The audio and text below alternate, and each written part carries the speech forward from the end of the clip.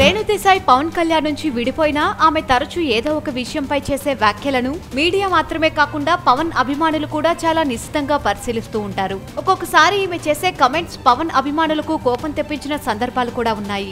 అయినా రేణు తన భావాలను చాలా స్వేచ్ఛగా వ్యక్తపరుస్తూ ఇంకా సెలబ్రిటీ స్టేటస్ ను కొనసాగిస్తూనే ఉంది. మహిళా దర్శకురాలుగా మారిన ఈమె ప్రస్తుతం సినిమాలు తీస్తూ మధ్య మధ్య అవకాశం దొరికినప్పుడు మీడియాకు ఇంటర్వ్యూలు ఇస్తూ సందడి చేస్తుంది. ఇలాంటి పరిస్థితుల్లో ఈమె ప్రముఖ జర్నలిస్ట్ కు ఒక సంచలన ఇంటర్వ్యూ ఇచ్చినట్లుగా వార్తలు వస్తున్నాయి. ఈ ఇంటర్వ్యూ మార్చి 8న ఉమెన్స్ డే నాడు ప్రసారం కాబోతుంది అని తెలుస్తుంది.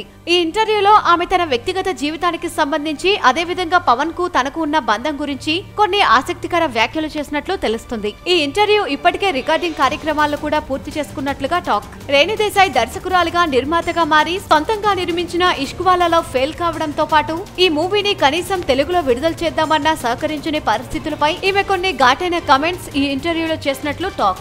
అంతేకాకుండా ఈ ఇంటర్వ్యూలో ప్రస్తుతం మహిళలపై జరుగుతున్న అత్యాచారాల గురించి, పవన్ పిల్లల గురించి అనేక ఆసక్తికర విషయాలను ఈమె ఈ ఇంటర్వ్యూలో షేర్ చేసినట్లు వార్తలు వస్తున్నాయి.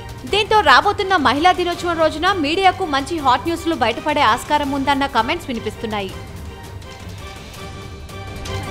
వీలైతే లైక్, కుదిరితే కామెంట్ పెట్టండి. ఇలాంటి ఇంట్రెస్టింగ్ బ్రేకింగ్ బిగ్ న్యూస్ మాకు తెలిసిన వెంటనే మీకు తెలియజేస్తాం. దీనికి మీరు చేయవలసిందల్లా ఇక్కడ కనిపిస్తున్న సబ్స్క్రైబ్ బటన్ ని నొక్కి సబ్స్క్రైబ్ అవ్వండి.